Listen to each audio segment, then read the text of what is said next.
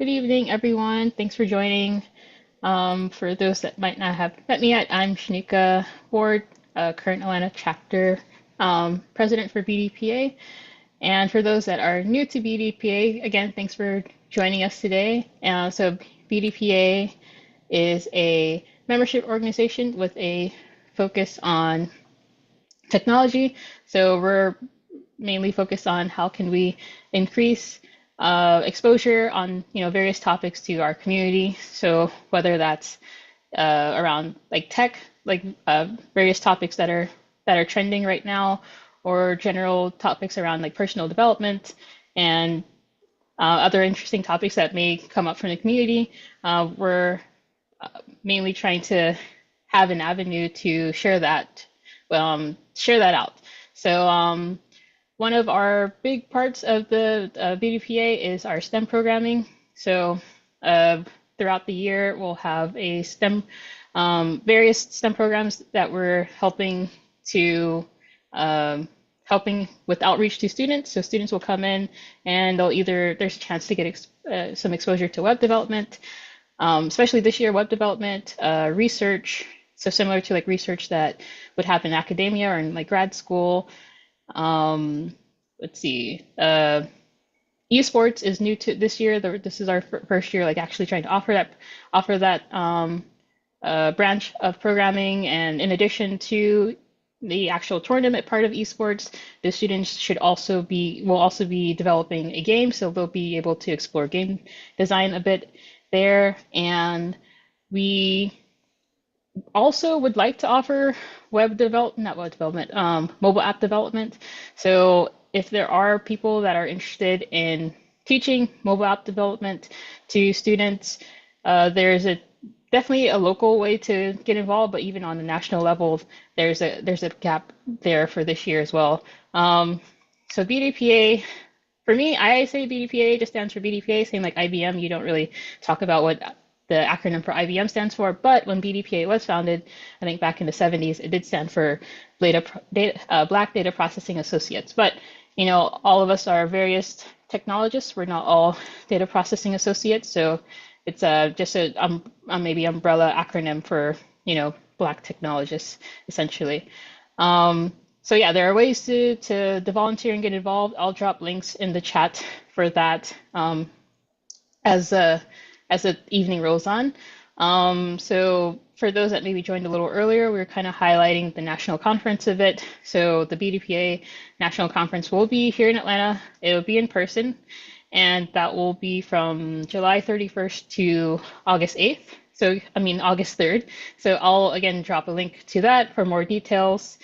In addition to that, I just kind of also highlighting some other events that I know that are happening around Atlanta this week or coming up soon. So as I was kind of mentioning earlier, there is the NESB convention that's happening. So for the folks that might be interested in that, I know there's DevNexus that's coming up in early April, and I actually know that they're offering 50% off for some of their tickets. So for people that maybe could get their job to sponsor some tickets, that's potentially something there. And that's mostly a Java convention, but just also an opportunity to network.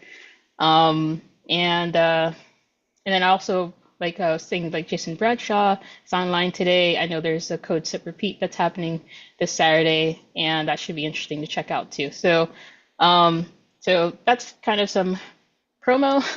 I also want to give a shout out to our sponsors, so State Farm, for continuing to sponsor our platform. So being able to have Zoom for our meetings and Motion recruitment for our speaker this evening. So I'll hand it over to John to introduce our speaker. Absolutely. Thanks, Shanika. Thank you and Victor for all you do for BDPA in Atlanta. It's a lot. You touch and impact a lot of people in our community, and that's very much appreciated. So yeah, so Victor and Shanika and I met probably 4 years ago, and since then we've been going strong with our monthly meetings and finding people that are willing to give back to the community and share their their time and talent with others. So, Mike, thank you for being with us. This is the third time Mike has been with us in the last 3 years. So, talk about someone that's truly a giver and wanting to help others. It's Mike Williams. So, Mike comes to us a tremendous career. Great companies like UPS and IBM. He's been at Google now for the last 3 years in that big, shiny, beautiful building in Midtown Atlanta now. Our topic tonight is on career coaching, and we have a chance to really learn from Mike and what he's experienced, and just things to be looking out for. Time to take action, maybe time to not take action. But again, this should be a very interactive type of session. I do want to mention some of what we'll reference tonight too. I think what Mike will reference is he's also written several books. I don't know if is your latest book The Advantage Factor? Is that the newest one, Mike? That's the first one. That's the first one. Okay, so I think you'll have some points in there that you'll bring out. But at any rate, I just want to thank you again for being with us tonight, and everything that you've done for BDPA Atlanta over the years, and for BDPA as a whole too. I know you were the national president of BDPA before as well. So welcome, and I'm going to turn it over to you.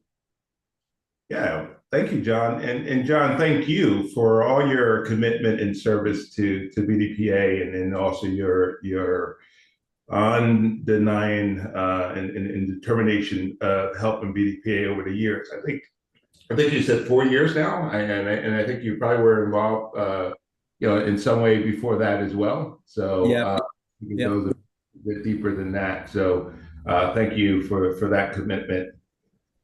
And then just the folks on the phone, I'm Mike Williams. I usually use A because there's a lot of Mike Williams.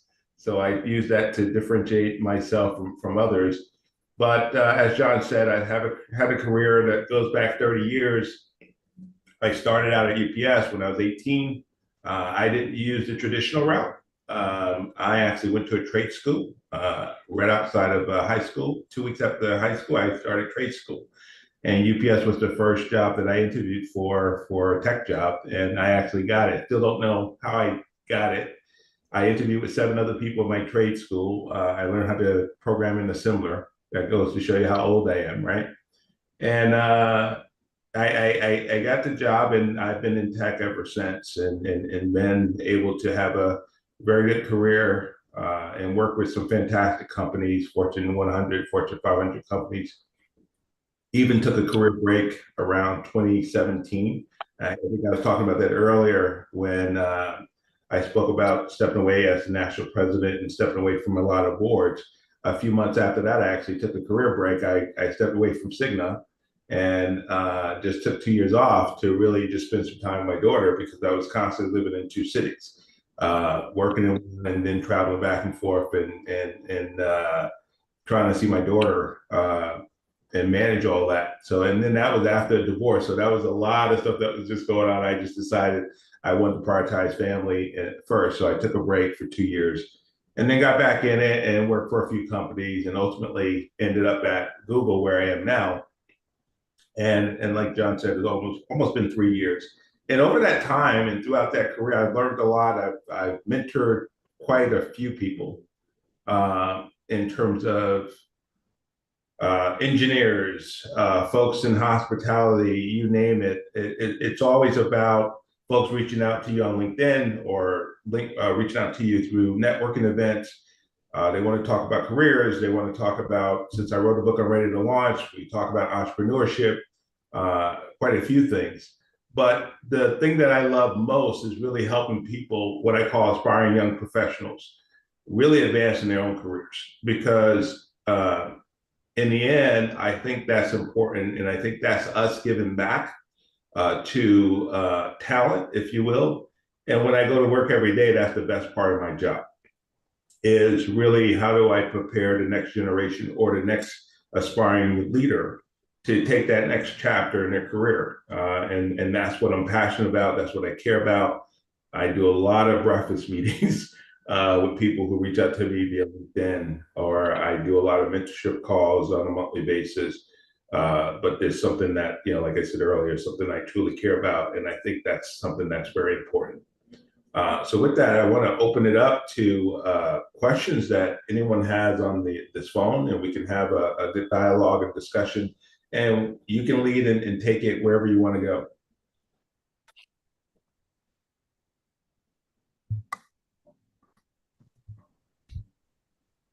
Hi. So are you just taking any questions right now? Say that once again. Are you just taking any question right now? Question. Nothing's off the table. Okay. So I have a question, clearly. So I'm looking to get into the cloud space, specifically AWS. And I am currently studying for the cloud practitioner exam. Uh, and I've been watching a lot of YouTube videos that say that in addition to the exam, I should also work on some of my own projects. So I was wondering, how true is that? And how true is most of the advice that you've seen on YouTube? Yeah, I think that's on YouTube. That's a broader question, but I do think the specific advice around get your certification and also working on a project, because a lot of times when you go through a certification, you actually set up a survey and walk through that. So the practitioner is one, but you also want to actually get to a solution architect type of certification, but there are steps to get there. Right. I wholeheartedly agree that you should be working to not only get your certification, but also work on a project, because now you're actually gaining experience and you can actually document that as well. Okay, that's fair. And Mike, if I just would also jump in there as well, I would also say it doesn't have to be a project that is actually for a client. It could just be a small mini project so that you can understand what it actually is in terms of how to actually execute it. I know when I was starting out in my development career, there were always new technologies that actually were coming out. And so I still had to do my day job. But during the evening, I would actually train and learn those new tools and technologies so that then when I was trying to interview, I was at that point able to actually speak to it, and they were actually knowing that I actually knew what I was talking about. Yeah, applied learning is definitely a differentiator. Okay, awesome. Thank you both.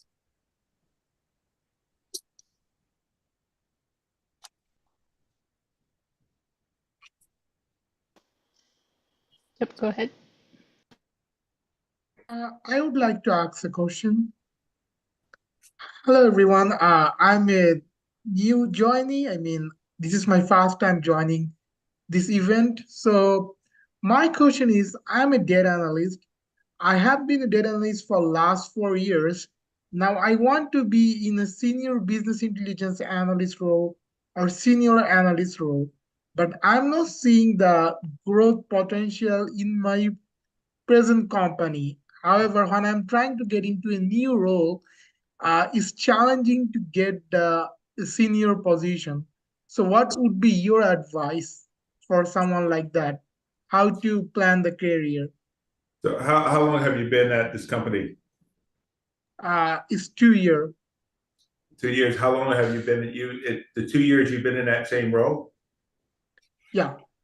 Yeah, I think quite candidly, I think 2 years is maybe not enough in terms of the role. You may look, somewhere between 2 and 3 years in terms of just that next level.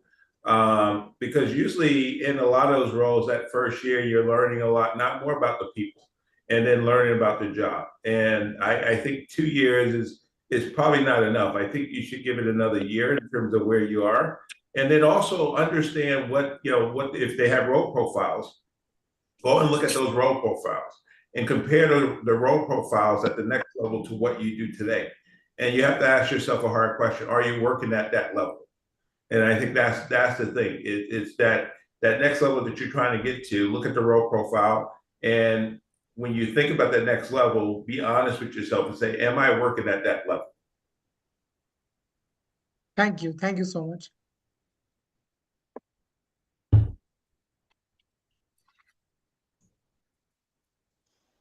Yep. Go ahead, Jason.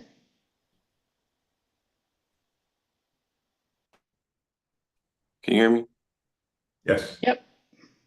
Uh, I heard that I just looked up your book when you mentioned that you had a book, and my question is based around startups. Um, if you could give like your three main tips or your top tips for just having a successful startup, what would they be? It's interesting. One of the things that I'll tell you, and anyone who's started any business, and John, actually, I got to talk to you about something I just launched recently, but it's hits and misses. A lot of times we see on social media all the successes. A lot of time what isn't covered is the misses, right? And that's where all the learning comes. So I've not only started up companies, I'm also an angel investor. So I invest in companies as well. Companies like Mixtros and Eco and a few others, and primarily African American women. But the biggest struggle is the unknown, because by definition, an entrepreneur is a person that takes risks. And the other thing is the biggest struggle, and you find out from a lot of African American entrepreneurs and startups, is funding. Women get less than 2% of funding, and it's probably worse now. And a lot of us got a lot of funding. I call it the George Floyd effect. That year, right after George Floyd, everyone was given African Americans money to start businesses and do a lot of things. But you see in the years after, that trends back down. So I think the biggest challenge you have is funding is always the biggest problem for startups, right? The other thing is just the effort and time, because some people are unrealistic about the time frame it is to grow a business, because we think we started up, we think it's a great model, and that we're going to make money tomorrow. You're going to need cash flow to sustain that, and you have to be prepared before you jump out the window and stop your full-time job. So if you look at Spanx, the owner of Spanx, she worked on her product for a long time and did it part-time while she worked a full-time job. When she started making enough to cover her full-time salary, that's when she quit. A lot of us give up a lot before we actually know if our business model works. So you just got to be conscious of that. One, you challenges cash flow. Two is you got to know when to work it part-time until it's ready until the company's ready for you to step away and do it full-time. Thank you. I appreciate that. And by the way, I always share, I've had a couple successes. I started an internet cafe, then I had a web development company. And web development company did very good, started 5,000, sold it for 117,000. That's when I was in Jersey, moved to Atlanta. Did an upscale grooming salon called the Grooming Club in Roswell. Built it ground up, designed it. You couldn't tell me that I wasn't going to kill it. But then I really realized that the grooming side of things didn't fit my culture, my corporate culture, meaning 11 o'clock to me is 10:45, right? But 11 o'clock to barbers is like 11:30. And I just couldn't sit well with that. So a lot of times we bumped head on quite a bit. Then just realized that is the business I need to be in. And I sold it at a loss. And then there's other things you start and you win some and you lose some. But that's the part of the entrepreneurship that no one likes to talk about. They don't like to talk about the failures. They like to talk about all the wins. Thank you. I appreciate that. Yeah, there's a question in the chat and some thumbs up. The folks were curious about the angel investing. They would like to hear more. And yeah, there's like a question that said if there's a blueprint, they would like to know more about it. No, there's no blueprint. So angel investing is you can invest at different stages. Me, particularly, I invest at the pre-seed. I invest in at a point where no one's actually believing in the person or their product because they're just presenting an idea. In fact, the first pitch competition at the National BDPA conference I sponsored, and and it was in Atlanta, and I think that was actually 2017 or 2016.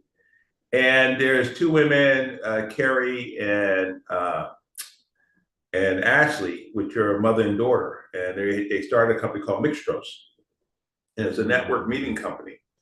And they actually lost the pitch competition. They actually came in second. I thought they should have won it. Every time I sponsor and fund a pitch company, I'm never the judge. I thought they should have won it, and then I talked to them afterwards, and then I invested almost 10 times what they would have won in the contest, right? And they were the 37th and 38th Black women to actually go on and gain, I think it was like over $1 million in funding. They were like only the 37th and 38th Black people to do it. But the investing in the angel investing is the pre-seed is what you do in terms of most of that is, hey, I see what you pitched. You may not have a product. I believe in you. You invest in terms of a safe or something called a note. And then the note is convertible after a few years. You can, after that note matures, you can take your percentage that you signed up for, you can just kind of reinvest it back in. But it's a risk because you put that money, you may not see that money for a minute if you see it at all. And there's some cases where I've never seen the money, and then there's some cases where I've got a good return. But that's what it is, and I'm a part of the Angel Technology of Atlanta. They call it the Angels Technologies of Atlanta, ATA, and we actually look at people that pitch on a monthly basis. And then we either go in as a group or we go in as, if we see something we like, we may just invest it just personally ourselves. But it's actually educational. I joined because although I was an angel investor, there's still a lot of learning you get from other people in terms of how they think and how they look at different opportunities. And so that's been a lot of learning I've had over the last year, just meeting other people that are like-minded, but their approach investing in investing is different than mine.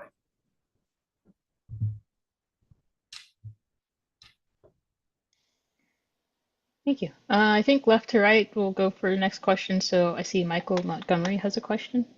Sure. Definitely. So I actually have two questions. One question is really quick, and I think both of them are pretty quick.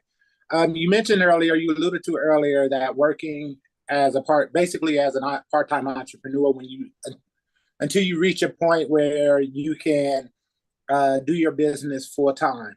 The first question is, how do you manage burnout when you're working full time and you're doing your entrepreneurship on a part-time basis? That's the first question. The second question is kind of unrelated, but it's still in tech. Right now, I'm a Salesforce developer. I've been a Salesforce developer for the last 11 plus years. But I've also been a lamp stack. I've also worked on the lamp stack for a large portion of my career too. Do you recommend, to me, the danger of being in a Salesforce environment is this a closed technology? And so although there's a bunch of opportunities out there, it's not open source. And so you're kind of limited. And a lot of the language that you use primarily with Salesforce is proprietary.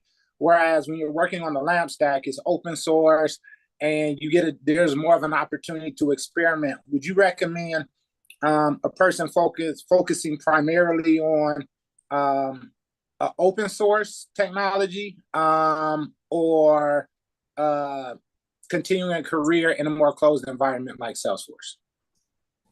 Yeah, that was interesting because Salesforce is here to stay, and I think you can have a productive career just on that platform. My preference would be to work on something more open source personally. But Salesforce has deep claws in a lot of companies, and a lot of companies they talk about getting rid of it, but it's not that easy because just about all their working processes are built into Salesforce, and that's hard to change. And they use it from an ERP perspective as well, so that's hard to change.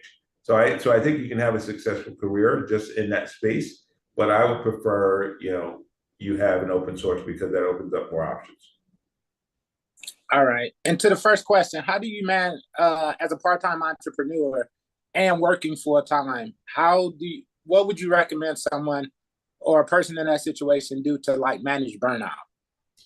Yeah, it's different, a little bit different for me. I alluded to a venture I just started.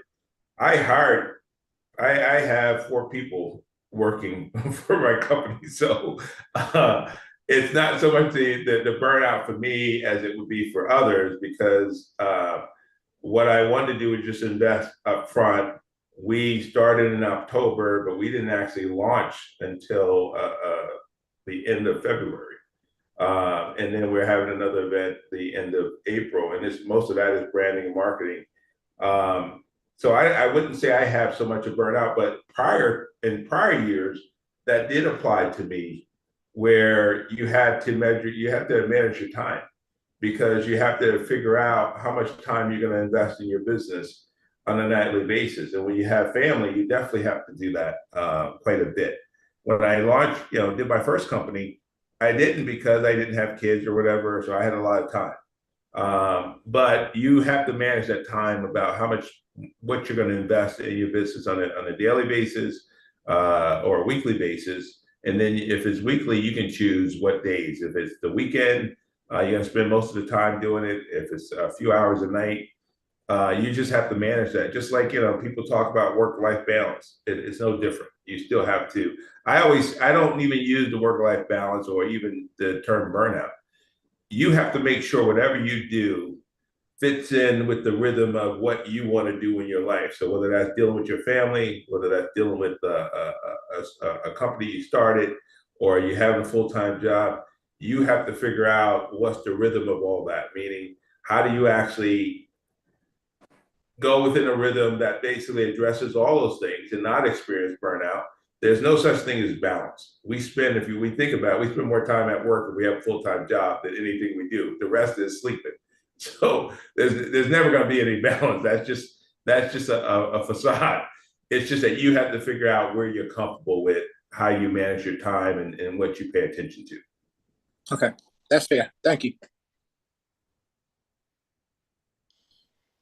I think next I see Terrence.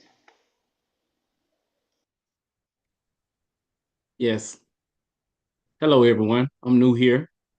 I'm making my transition into tech, and I was blessed with my part-time job was able to pay for me to get my full stack certification. And my question is, what kind of junior roles should I be applying for, and how do I get an interview? So what certification? Full stack certification. Yeah, in terms of interviews, you just have to really start. Is it a certification? You're not in college or anything like that. You're basically just got a certification. Yeah, it's a full stack certification with React, JavaScript, HTML, Yep. CSS. Yeah, your best option is, one, if you don't have an updated resume, do that. But also go to a lot of these meetups that are technology, things like NASPEED and others. Because one of the things that's most important, and I talk about it in my book, we think we apply for a job, we just send out our resumes. One of the most important things and skills that we all have to learn and make sure we're better at is networking. Is getting out, talking to people, in places and positions and roles that you aspire to have, because that's where a lot of the connections and opportunities come from. If you're not doing that, I highly suggest that. And it's great that you're actually sitting on this call, because that's part of the networking piece as well. But I think that's it. Update your resume, talk to people, and let them know what you're interested in doing. And even in your background, But that's how it actually works. You got to get out and network, and so that people know that this is what you want to do. And then when there's opportunities, you talk to people like John and others. When opportunities come across their desk, whether it's an entry level or whatever, they know that you're interested. They know that you're interested in such a role. So that's what I would suggest: networking, and then letting people know verbally in terms of your interest in the space. Okay, thank you. Yeah, when we also, one more point, when folks talk about just setting up interviews, even back in the days where you used to have a role as a leader, generally, if you knew someone, you can actually bring them in and get them interviews. Most companies don't even work like that today. I know even Google, going into Google, you get interviewed by like 8 people. And generally, maybe one would be the hiring manager, and none are anyone that remotely will work with you when you come aboard. And they do that so that they can remove the bias. And that means whether someone knows you or not, you're not engaged in any of that. So a lot of companies have moved that, especially tech companies have done that for a long time.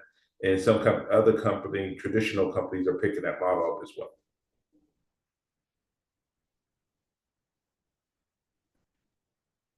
And going through a recruiter helps, because the recruiter usually has a relationship with the company and can set you up in terms of, if you do well with them in terms of your preparation and are a great candidate, they can help because they already have relationships with the company. I'm guessing too, if you picked up that certification, that it sounds like maybe you went through like a boot camp type of process.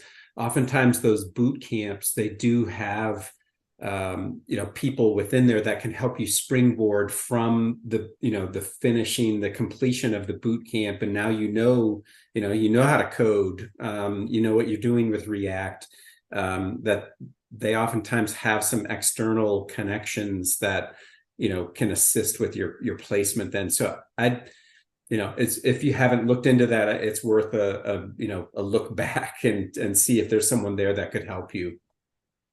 Yeah, I want to add on to that, because also to others on the phone that may be thinking about certifications, what John just said, you also should make sure, as a requirement of getting taking a program, you should make sure that they have relationships with companies and others where you have an opportunity, because I think that's important. And I talked about how I actually got into UPS. So I got there. They had relationships with UPS and other companies, so that when we finished our program, we were able to interview with different companies. So a lot of times, certifications and boot camps, it's pretty much a money grab. They get you in, you go through the program, but ask them questions about how they help you after you actually go through the program, to John's point.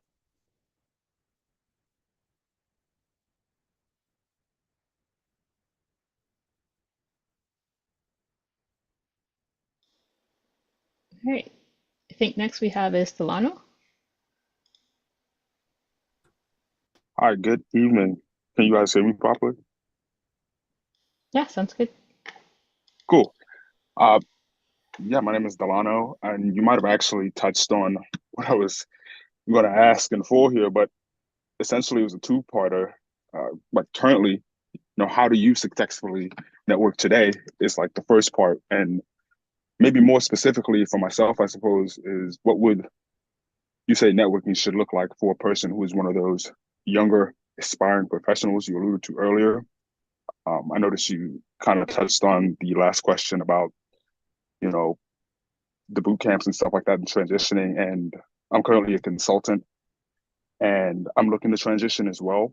So I want to be more potent with my steps. What do you have in mind for how to go about that properly, I suppose? Yeah, in terms of networking, I go to a lot of industry events locally, and even in some of them outside of Atlanta. I also do networking events myself. I host some around business and professional. There's one we're doing actually April 26th. But I think networking is the biggest key, and then just building relationships, because relationships lead to some networking as well. You're always, when they talk about six degrees of separation, you're always a degree or two from someone that can actually help you. And that's why networking becomes so important, because you never know who knows who. And it's just about getting out and getting in a room and talking to people, and then go to meetups and things of people that are just like you, that are in the industry that you want to be in. Join some of the organizations, whether it's BDPA or you have ATP and some of the others. That's all part of networking, and sometimes it takes you to have a membership in those things, but that's all part of networking. It's not just the programs like this and others where you get something out of it, but it's also being in a space where you can talk to people, get to know who they are, get to find out about the things they like outside of their work, and get to know about where they work and what they do and how they feel about their company. That's all a part of networking. So just be in those spaces where there are people that you aspire to be. Gotcha. Thank you. I want to ask a question again. Oh, sorry, sorry, I saw Brandy had her hand up. Sorry to cut you off. Sorry. You tried to take my turn. Just kidding. Hi, everybody. I'm Brandy. Can you all hear me? Yes. Yes. Wonderful. Okay. So I am new to technology. I was a Scrum Master for a couple years, and then I became a project manager, and I'm in my fourth year. And I work for a really large company in fintech. And when I came in, and even now, the product that I work on is, it was created when I was born type thing. So you have everyone, that's working on it. I almost feel like I won't say they don't want to train me, but I'm asking a lot of questions, and it's like, oh, wait till you're 10 years in, oh, you'll learn it when you're, give it a good 20 years. And in the back of my head, I'm like, I don't want to be here that long. So I feel, I have a busy life like everybody else, and I'm trying to network and, do all these things. And I don't know really how to split my time, because on the one hand, I want to do very well in my job, and I'm constantly scheduling meetings with support and all the different, groups that touch my product to learn the product. I'm not technical, so there's, that aspect. But on the other hand, I don't think that fintech is going to be, what I stay in, or at least the product that I'm working on. So how do I manage my time where I am doing really well at my job, but I'm also setting myself up for other opportunities? So if I understand this correctly, you have a job, you want to excel there, but at the same time, you want to set yourself up for opportunities beyond your current fintech space or beyond your current company. Is that correct? Correct. I'm even willing to go into like another portion of the company. But again, that's, I have to split my time between learning, for example, how to be a product owner, or, you know what I mean? Like learning another product within the company. So I feel like I'm spinning my wheels and I'm learning a little bit of everything, and I'm not setting myself up to excel in anything. Yeah. And I'll tell you a little story. And actually, this is in my book. One of the things that I used to do, and I tell people this: if there's something you want, you spend a lot of time and you invest a lot of time learning it. There's no excuse, no reason. You figure out what you need to do to invest and learn and grow in it, right? So my book, the Advantage Factor, I talk about one of my failures, but one of my wins. Back then, I aspired to be. I worked on a mainframe primarily, and I was a mainframe operator. But I aspired to be a mainframe system programmer. At that time, that was the hottest thing, and that was what everyone wanted to go and do. So all my downtime, I spent time going through and learning everything about the mainframe, and back then with MBS systems and things like that. But that's what I did on my downtime, while all the other operators were, just playing games, laughing, whatever. And I became the best operator. But I grew out of that.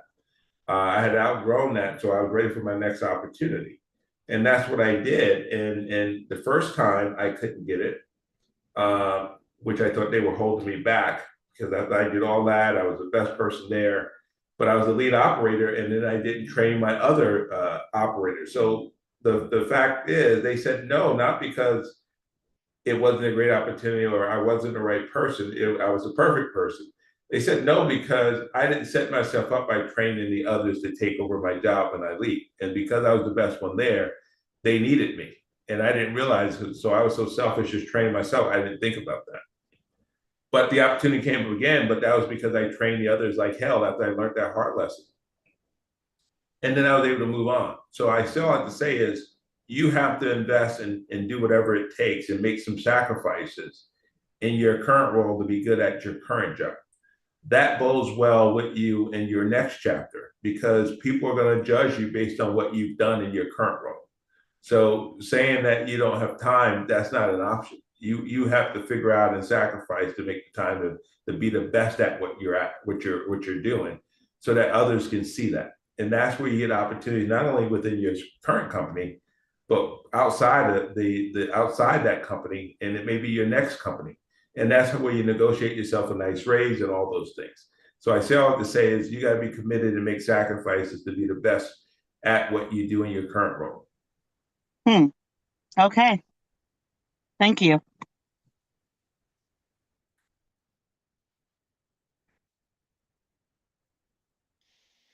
All right. The door. So I would like to ask you that what is the future of BI roles? Like I have been using Power BI and SQL extensively in my role. Do you think that with the advent of AI, ChatGPT technology, is it going to be vulnerable to be in a BI role? Should I learn programming, or what do you recommend? Yeah, I truly think if you're in BI, you should start transitioning to looking at things like AI and ML. I think there still will be a space for BI. I just don't think that space will be that large going forward. Okay. So when you said transition, like, do you think that learning Python or stuff like that? For example, I have been doing the Advanced Google Analytics Professional Certificate. Do you have any thoughts on it? Not familiar with that. I think anything that gets you, there's also a lot of different intro AI and ML type things you can also take. I would actually go there and leverage those because I think that space is going to continue to grow.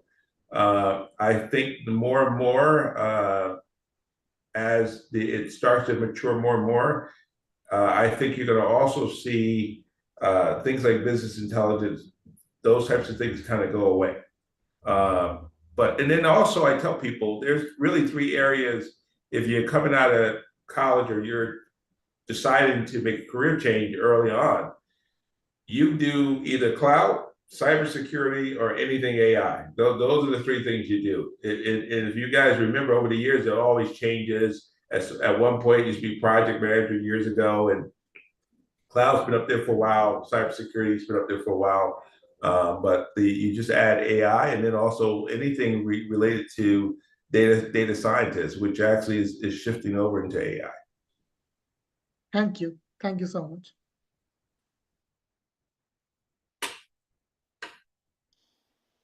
Kenneth? That was the very question I was going to ask. Because I've been in the database world for over 10 years now, and I wanted to know the viability of sticking with it for the next, for however long it's going to be. But in regards to cloud, how long do you feel it will remain relevant and have the opportunities for advancement and things before AI takes that over? No, cloud's going to be required for AI, because if you look at cloud now, all what's happening is that the providers are adding GPUs and TPUs to cloud servers so that ML and AI programmers can develop faster. So, and they're expensive as heck, but that's what they're doing. Cloud's going to be around for a long time. Most of the people that have contracts with AWS, Google, or Azure, they have 5-7 year contracts. They're not going anywhere anytime soon. And that's what a lot of contracts. And then once you do that, it's just like when you had, if your company outsourced your legacy infrastructure to an outside provider. Once you do that, it's hard. It's a whole process of a couple of years to actually bring that back in house. So even if you're on cloud, that changes. Trying to bring that back in house and changes the dynamics of that. One, the expense, but the time and effort to do that is going to be humongous. I think cloud isn't going anywhere. These contracts are contracts that basically are long term, 5 to 7 years in most cases. Okay. Thank you for that answer. You've confirmed that I'm making the right decision. And what's that right decision? Studying for the cloud practitioner there you go. certification. Yeah, I forgot about that. Yep. So thank you. Thank you again. Mm-hmm.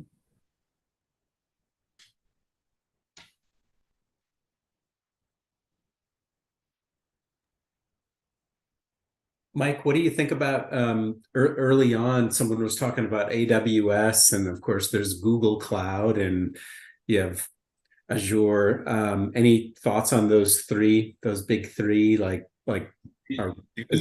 best. Google's best. What else? The thing is, I've actually had the luxury prior to Google working on a team that we basically use AWS and we use Azure. And we also had a Rackspace. But on top of that, I used to run all the cloud data centers for IBM. So I've had exposure to all of them, if you will. There's really no right or wrong. I think if you look at Microsoft, quite candidly, Microsoft kicking butt in the cloud space, second to AWS. AWS has always had a head start on all the providers, and they have a model that it's clear that most won't catch up no time soon. It's just like them here, and everybody else is fighting for 2 and 3 and beyond. And then GCP is coming on strong. I think with the hire of TK years ago, coming from Oracle, has actually driven it towards profitability the first in a long time. And then they're also making strides in terms of just their product catalogs and things like that. So I wouldn't say one's better than the other. If you put all 4 companies in front of you, they'll all tell you they're better. And as a consumer of all the products for a long time, I never asked a company why they're better than someone else, because I already know they're going to say they're better, right? I just asked them to give me the features and the capabilities of their products, and now I'll decide based on my own eyes and what I feel, because they're going to always say they're better than the other. I just say AWS, even cloud, if you get a certification in any one of those, no matter what the company uses, they'll take you because they can assume that you can actually learn the other ones rather quickly.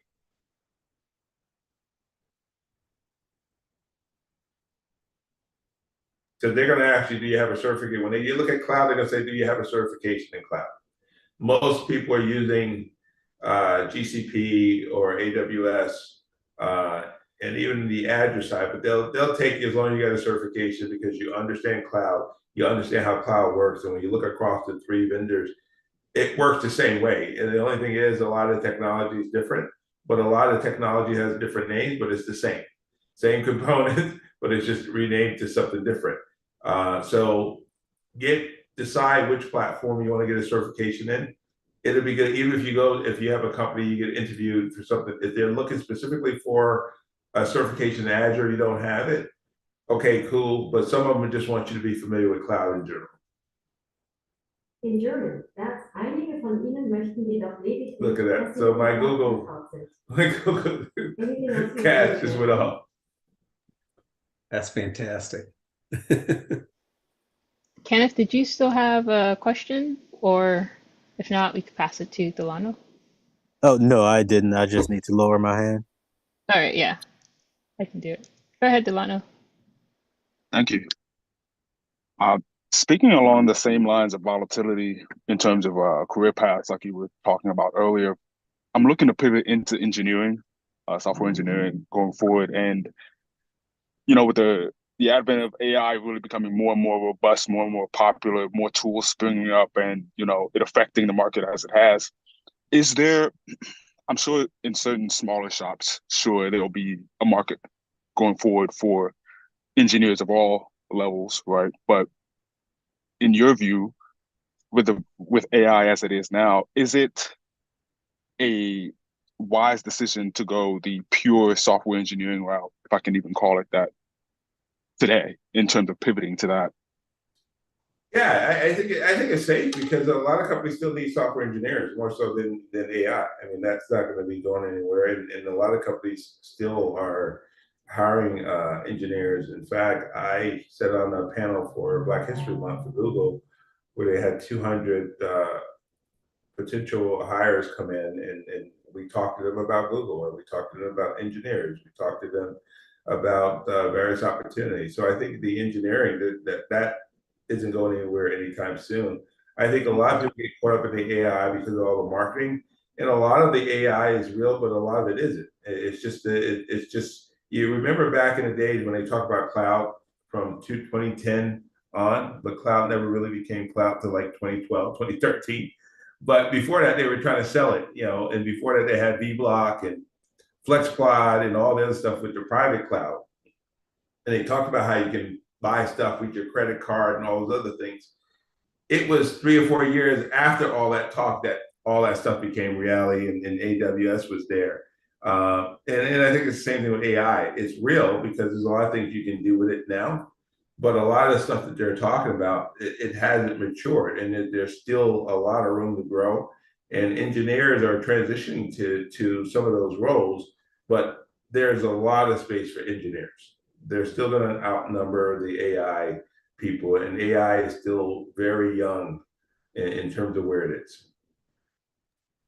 Gotcha. Okay. Because it was a question that's been, posed to me by a couple of my friends, and it's a lot of work to be able to skill up for these interviews and, make sure that I'm, as polished as possible to get like the results I want. But in the event that, this might not be the path, I just had to pose the question. Yeah, there's going to be companies that want AI skills, but that same company's going to want engineers too. Copy that. Thank you.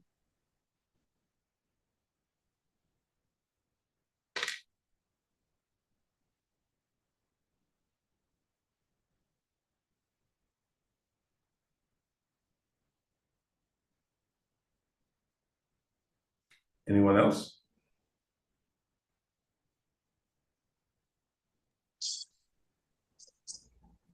Mike, from a career standpoint, can you share with the group your thoughts on going from one company to another? Let's see. Can you hear me better now? A little bit, yeah.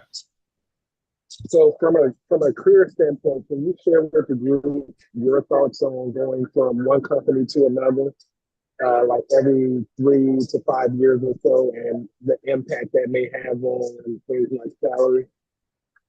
Yeah, I can talk about that because I've lived it myself, right? Because there's this notion that somehow, especially in tech, because when we grew up, we just always said, go to school, get a good job, and go, and work there for 30 years and get your gold watch, right? Those years are over. And I have a question for the group. What do you think is the average tenure for a person in tech at a company? 3 to 5 years. Like current tenure or like the past history? And Jason is right. It's about just over 2 years. And it's funny because I say that because I have a friend, when I left Cigna and took that break and I got back in, and he's like, man, every time I turn around, you get a job. So every 2 years he's doing a job. But see, I was smart enough to know because I had to take a huge pay cut just to get back in. And most people know, and John knows this, is like once you lose a job, you're not as valuable as when you're actually working. And that's the hard part that I had to find out. But I also knew getting back in, it's like, yeah, I'll work for a smaller company. And then from that smaller company, I'm gonna do my 2 years, and then I'm gonna get a bigger company. And I know I've always worked with larger companies, and I know in order to get a big company and in a right role, you gotta go from a big company to a big company, right? And you just understood that. But when you go from another job, that's how you can give yourself a raise. Because I can tell you, stand at a company, the longer you're there, you're actually getting less than the people actually walking in the door, quite often. So you actually can negotiate the salary you actually want, and that's your option when you switch jobs. But if you're young, be under 30, I always tell people if you're under 30, you should have at least 3 jobs or 3 different roles within the same company before you turn 30. Because that's when you're trying to figure out what is it that you want to do when you grow up. So you have to be exposed to different things because that from that age is like you just get finished college, you're really trying to figure out what this work life is in this tech space. And then by 30, you start thinking about, hey, I want to get married, I want to do these things, I want to buy a house. So you have to figure that out before you get to 30. And the only way you do that is you got to have exposure to different things in different roles. So I always suggest, work at least three roles, or if you have 3 different companies before you hit 30. And yes, you can increase your salary substantially by just jumping from job to job, but also it can hurt you because some recruiters look at that as a bad thing too. Because I always got questions about, you're only here for 2 years, like with my second stint when I went back. I got questions about you're only here for 2 years, and because it's a matter of them trusting you to stay. But I always explained it just like I said. It was, for me, it was getting back in and then understanding, where I was trying to go. And then they made some of them like that position, some of them didn't. But it can hurt you too when someone looks at your resume and see that you've jumped around quite a bit. But the fact is, in tech space, you jump around that way because most of the recruiters are recruiting you from one company to the other. And you can go across the street and get, $40,000, $50,000 increase just by jumping from one company to the other. So it's a gift and a curse.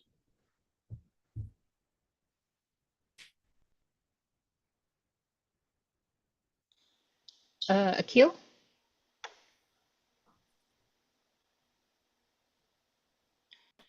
Good evening. Hi, you guys. I have been involved actually with BDPA for a couple of years. Love the organization. Been trying to drive people towards it. I don't know why it's still such a best kept secret, but we'll work on that. I'm also in Atlanta. I just wanted to the one comment that I had. I love the conversation, and I love what Mike is talking about as far as pushing the agenda and helping to navigate for the younger professionals, because I spent a lot of my time doing that same thing. Wish I had someone like that doing that for me back when I was where I was 30, right, Mike? So exactly. So we're giving what we wish we had, and I think that's honorable. So I really appreciate you doing that and giving that advice. The one piece that I think, and it's probably in one of your books, but is that to not pigeonhole yourself. And the tech industry is in every industry. And so I just wanted to add that to your talk, because I think that, a lot of folks I'm hearing, are kind of driven in one direction, driven in the same direction. And that, what you guys do in the tech space applies or is applicable to every industry out there. So there may be opportunities that you're not seeing with your skill set and with the value that you bring in 100 other industries. And so I just wanted to add that to the conversation. I really appreciate what you're doing and this talk today. So yeah, I want to add to that because I wholeheartedly agree. You just said something that is a very good point, and I'll tell you, I love the tech space now, but trust me, when I started in the tech space, I didn't. The tech space is completely different than your traditional corporate space. And I actually, so the young lady was on earlier, I love fintech. And if I had my choice, I would probably do fintech again. Because there was a level of accountability, a level of authority that I had in that space I didn't have before. And even with Google, as great as it is, it's often a challenge to try to get things done as well, because it's Google, part of its culture, and it's good, and sometimes it could be a curse as well, is that everything's kind of run based on a collaborative decision, and sometimes that slows things up, but also sometimes it helps. But to the point that the person said a minute ago, is your skills are applicable no matter where you are. It's not just tech. There's tech in a lot of companies, you name it. And if you look at some of the companies that you all work for, there's tech, and those skills are just as applicable to those companies as they are with any of the tech companies. Look at JP Morgan. They've hired a lot of tech people over the years. You look at some of the fintech space, and they've always been a technology company in terms of making products, but they've hired some of the engineers. If you look at a lot of these companies, you'll see the people that are actually running the companies or running the tech space have come from Google, the IBMs, and the AWSs, because they're trying to get that talent. So your skills are applicable, and he's absolutely 100% right. Very applicable to not just the tech space, but a lot of industry verticals that also have tech.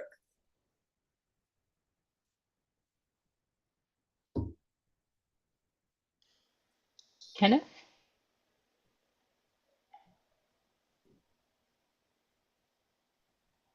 So another question I have is, how did you gain the confidence to do everything that you do, especially during the downtimes that you had or the struggles that you persevered through?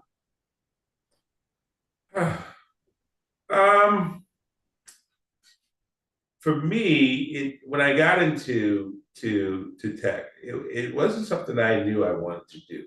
I just know I wanted to do something, right? Even when I graduated high school, I wasn't prepared to go to college, but I know I wanted to do something productive with my life. So while my friends were enjoying the summer, I was in trade school 2 weeks after starting trade school, 2 weeks after high school graduation.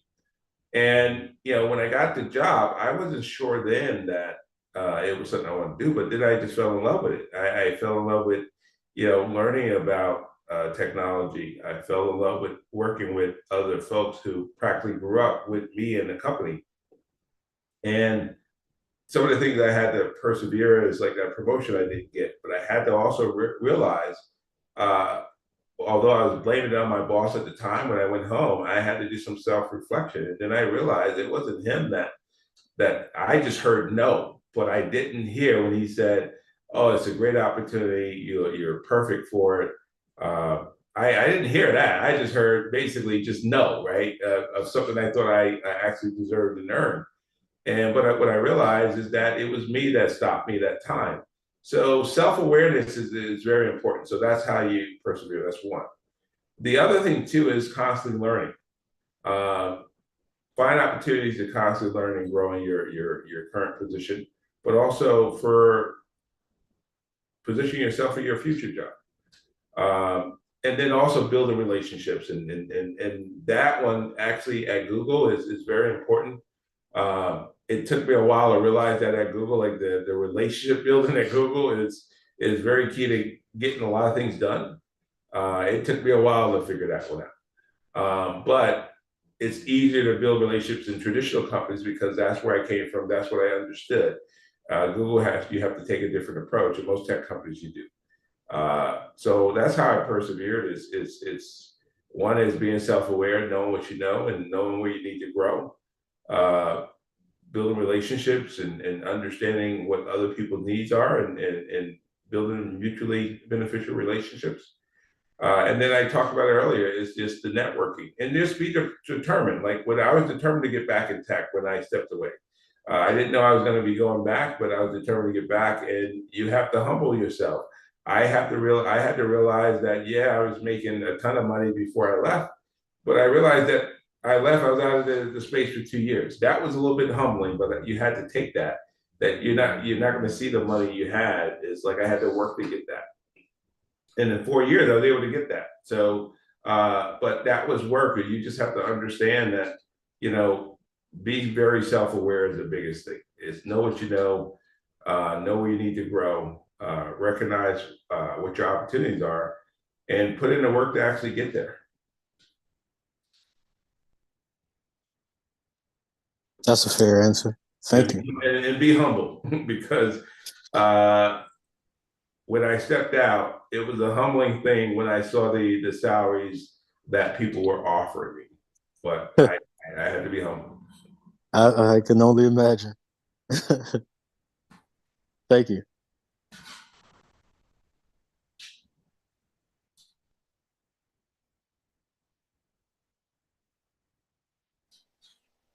Leave Jason. Can you hear me? Yes. Okay, I'm sorry, I'm driving. So, but I appreciate all the information that you've been giving us throughout this whole session. My next question is more geared around just leadership. So, I consider myself a mid-level professional, but I've held leadership positions outside of my actual 9 to 5. So, how would somebody in your position look at somebody like me that's trying to move up into those type of positions, as far as like doing extracurricular leadership activities? Like how would that translate on my resume to make me marketable for leadership positions in my 9 to 5? Yeah, it's interesting. You have to demonstrate leadership within your 9 to 5 and demonstrate that potential, because a lot of us have lives outside of work that isn't applicable to what we do. You get rated and judged on what you do inside of your office and how your team looks at you. Because if you're thought of as a leader amongst your team, that's what everyone else is going to look upon you as, including your boss, because he'll actually see it. So I would tell you focus on demonstrating those qualities in your office, working with your team, and get them to recognize you as a leader. And I talk about this in my book, is that leaders don't even have titles. A lot of times leaders are basically quietly selected amongst their peers. And I think that's important. And then your boss will see that. And then when that happens, that's where the promotions and all the other stuff, you got to put yourself in a position to do that. So you have to actually demonstrate that leadership at your job. All the other things outside are great, but when it comes to your 9 to 5, that's what you get rated on. During that 9 to 5, what are you doing? What type of leadership you're demonstrating during that time? Thank you for that answer. Now, well, let me ask you in another way. How would that translate to another? How can I make that translate to another company if leadership opportunities are not available in my current company? So I guess how do I make myself more marketable as a leader without having the actual lead or manager title? Yeah, but that's the thing. The last chapter in my book says you don't need a title to be a leader. You can demonstrate leadership without the title. That's what I'm trying to convey to you, is that most people have left the company to get promoted into a manager role because they demonstrate leadership, and then they go through the interviewing process, and the people that interview them sort of as a leader. So that can actually happen. I've seen it. I've actually hired a person into a manager role when I was at IBM that wasn't a manager prior. So that can actually happen as well. I've hired a program manager, gave him a shot as the chief operating person for me at IBM, where he ran all the budgets and trained him on that. He now runs, I think it's over $2 billion worth of stuff for HP. Those are things you give people opportunities when they demonstrate the capacity to grow and they demonstrate leadership capabilities, even if they haven't been in those roles before. So I would say to you, demonstrate that in your current job. Learn how to measure the stuff you do, and if you want to convey leadership, how do you measure what you do today? If someone asks you, what are some of the things that you've done? Can you measure any of those or convey that concisely? Okay, thank you. Great answer. Yeah.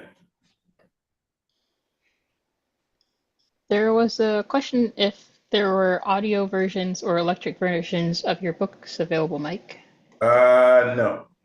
Nope.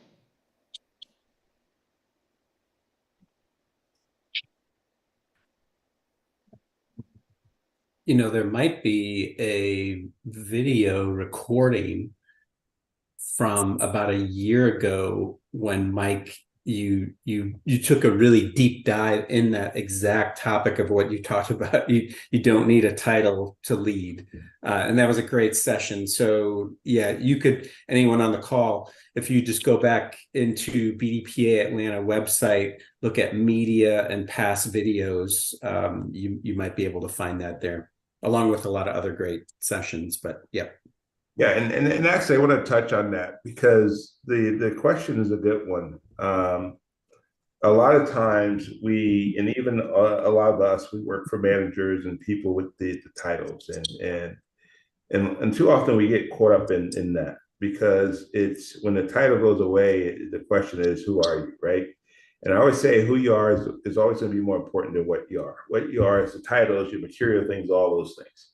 But it's who are you in terms of your principles, your values, and how you operate and how you treat people. Those things are always going to be more important than the titles that we have because those can go. The core of who you are, that's going to be, that stays within you because that's truly who you are, not this title. Because people are going to respect you because you have a title, but they may not like you just because of who you are. And you want people to like and respect you because of who you are, not what your title says.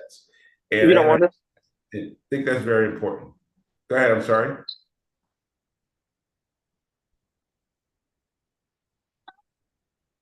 Someone have a question? I think someone just came off of mute. Go ahead, though. But I think that, don't get caught up if you don't have a title today, but you aspire to be a manager because that's the next chapter in your career. Think about becoming that leader before you step in. Work to make sure people see you as a leader, your peers and everyone else, so that when they start talking about a promotion and say who has the leadership capabilities or who's demonstrated that next level leadership skill sets, that's what you want to talk about. You don't want to wait till you get in the role to start displaying that. Otherwise, you'll never get the role. That's the important part. It's like you got to play up to your next role. Understand what the role profile says in terms of skills you need, and then that's what you should be focusing on.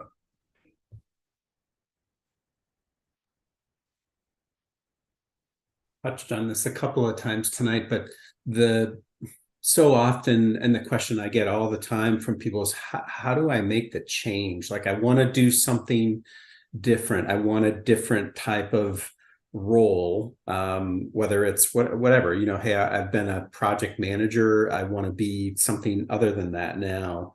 And I always advise people, I think the best chance you have of getting a different role is in the company that you're in now, because they see you and they see the value that you bring, and you've got domain knowledge of the product, what they do. So it's more likely you can make that change at the company that you're at now, and then once you've done that, then you can leap to another company and get that similar type of role. But it's a hard leap. I don't know, Mike, your thoughts on that. I think it's a hard leap to go from, doing something different and changing companies into a different role. Oh yeah. Yeah. Not unless you're a senior leader. Yeah. That's very difficult to do. Yeah. Because usually you at the lower levels, you usually change companies and pretty much do the same role. You may just get a step up and go from a manager to maybe a director, but you're pretty much doing the same thing. Or you may be a supervisor and get a manager's role, but it's pretty much you're doing the same thing. But shifting from one company to the other and doing something entirely different, when you're upper level VP, SVP, yeah, that you can do that because usually you have a team of people and you don't have to touch every facet of the work. You just have to manage the team that actually do the work. But if you're a person integrally involved in the day-to-day, I go, that's hard to do. Or if you're a person touching the machines and doing those things, that's very hard to do. Very hard to do.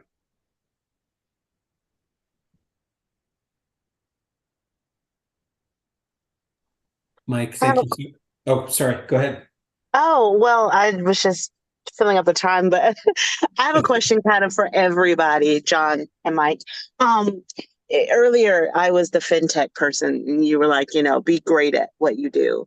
And for everybody on the call, what does that mean to you? Like when you're working and you're, being, uh, wonderful at your job, which it sounds like, you're the bee's knees. What are you doing? Are you studying? Are you taking a lot of meetings with your manager? Like, what does it look like practically to be so good and so confident?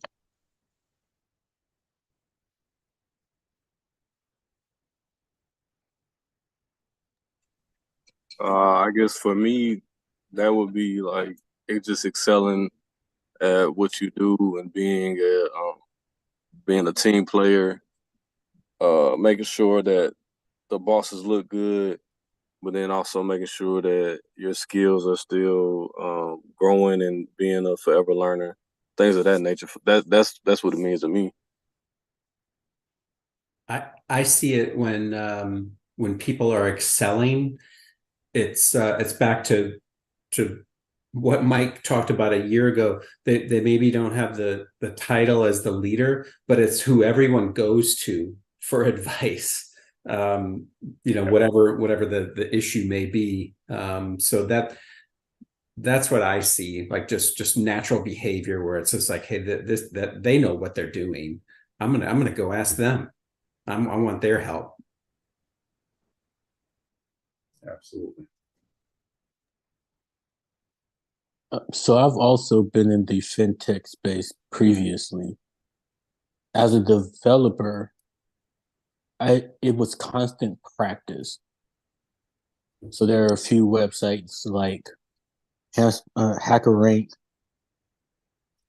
and W3 Schools where I could go and practice every day, learning different techniques that I can apply to my code and learning different things about the company and the industry at large to be like everyone else has said, to be an expert and the go-to person to give advice. Sorry. What was the question? The question was, earlier you said, be great where you are. And my question was, what are the practical things that you're doing to be great? Is it the studying? He was responding to that. Okay, got it. Yeah. Got it.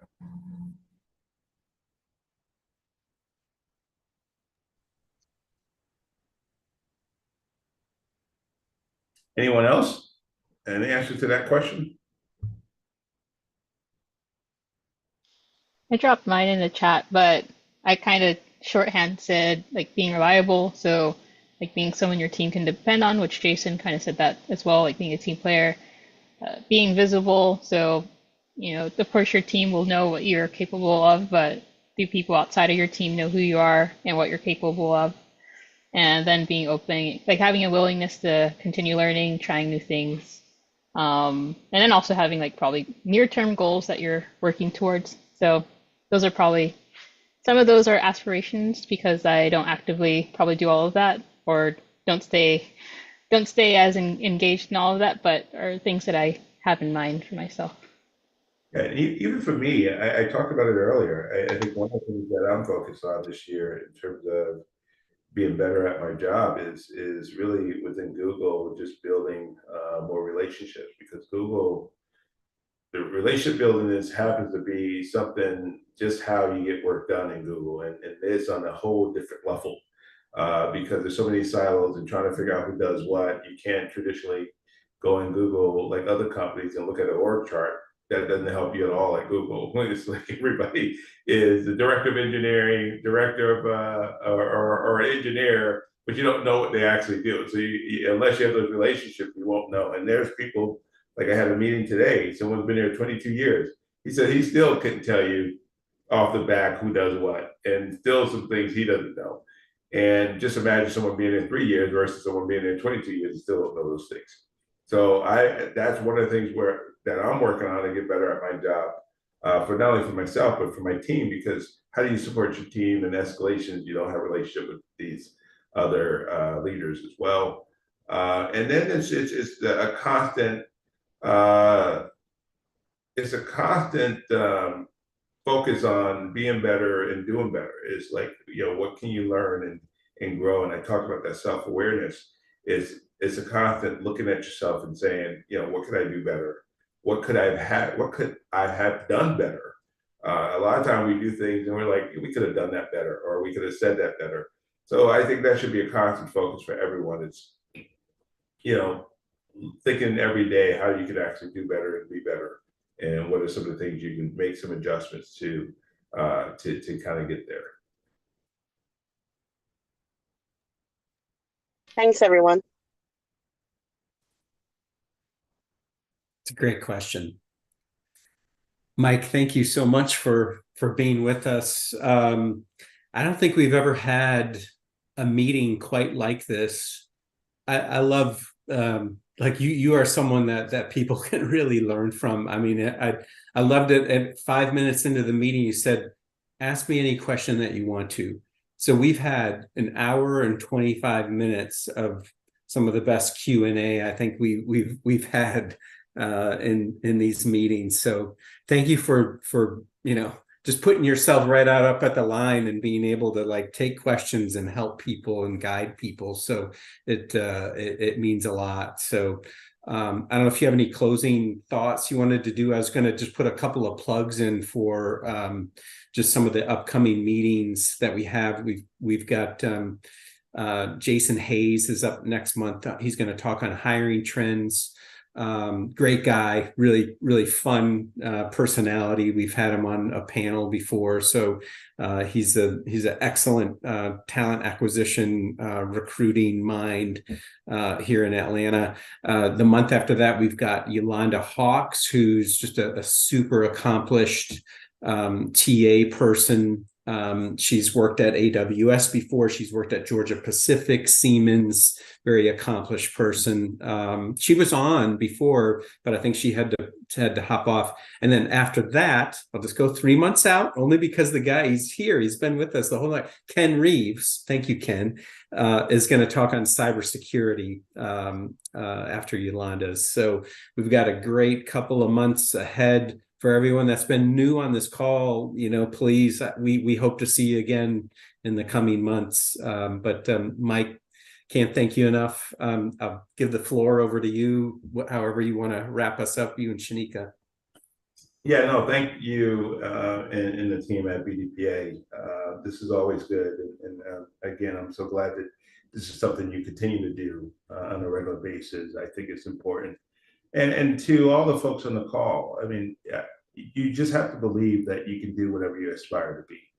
It's really that simple. And I mentor some folks, and I do this thing called Career Planning Canvas with some of my mentees. And one of the things I have is, write down your value proposition. And we always talk, and you always hear people are hesitant. It's like, oh, it just sounds like I'm bragging, this and that, whatever. And my answer to them is no. This is where you brag your ass off. Because sometimes we kind of cheat ourselves out of our own greatness because we feel we have to be, I use the word humble in here, but sometimes humble is overused because when you look at the definition, it means think less of yourself, right? And you don't want to do that. You can be humble, but be a person who's determined to grow, determined to succeed. All those things can coexist. Don't cheat yourself out of what you've been able to accomplish and what you can accomplish. So when it's time to brag a little bit, or brag a lot. Because if you've done it, you should talk about it and you shouldn't be ashamed to talk about it. And I think that's important. You can achieve whatever you want to do and you can do the things that you aspire to do. They're not out of reach and don't think they're too far-fetched because some people before you have done the same things that you're aspiring to do. In fact, you're doing it every day. So just know that you can do whatever you put your mind to it. And it sounds cheesy, but it really is the truth. It's like, what's your plan to actually get there? Know what your destination is, and then start making a plan to get there. Great. Yeah. Thank you. Thanks, Mike. Thanks, John. Thanks, everyone, for joining. Yeah, feel free to connect with us online and hope to see you again in the near future. Good evening, everyone. Thanks, you too. Bye, everyone.